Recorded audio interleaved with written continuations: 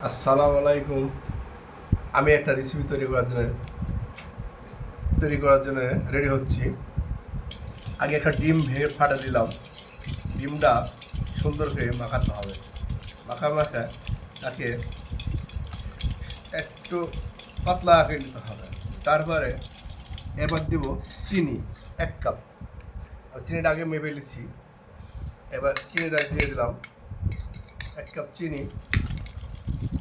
তারপরে একটু দেব লবণ, মানে জিনিসটা টেস্টি হওয়ার জন্য দিয়ে দিলাম লবণ।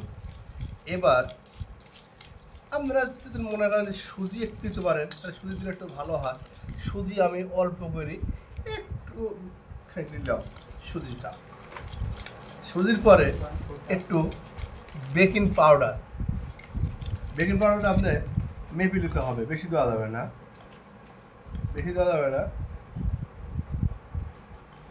মানে পরিমাণ মতন দিয়ে দিলাম বেকিং পাউডার।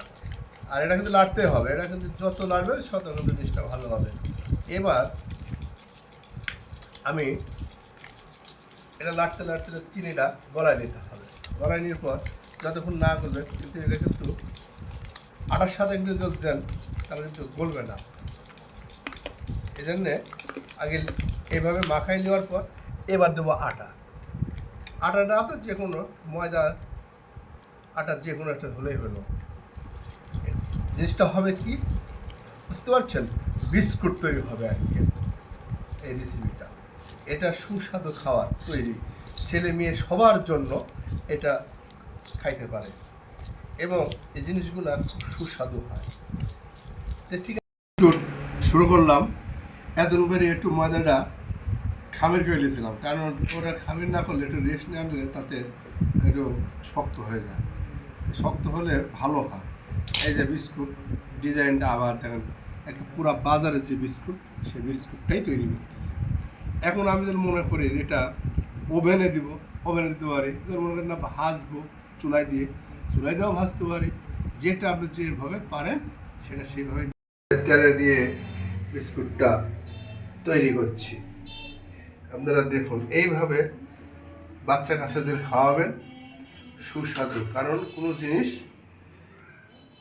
2 নম্বর তেল নাই, 2 নম্বর ময়দা নেই, কিচ্ছু নেই। এটা যখন মন চায় তখন আপনারা একটু কষ্ট করলে সব কিছুই নিজস্ব মতন খাইতে পারেন। এখন তো জিনিস কিনে খাবেন তাহলে তো হবে না, কিছু কিছু জিনিস তৈরি করতে হয়। তৈরি করে বানান এভাবে দেখেন।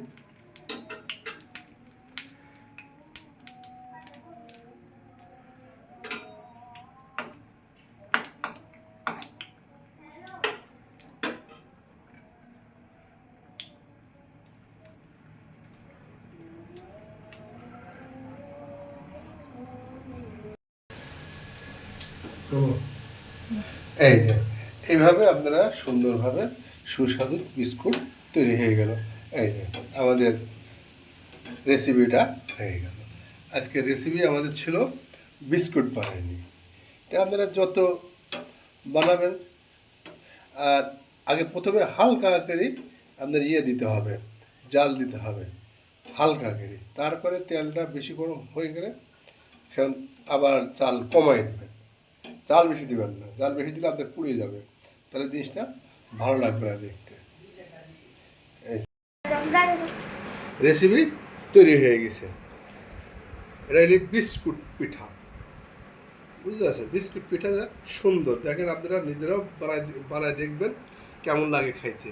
দেখেন সুন্দর, দেখছেন কি সুন্দর বিস্কুটগুলো, একদম সব বাজারের বিস্কুটের মধ্যেই দেখেন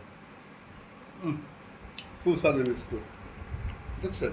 এইভাবে আপনারা বানাবেন, যে যতটুকু ডিম দেবেন সে ততটুকু স্বাদ পাবেন। খুদা হাফেজ।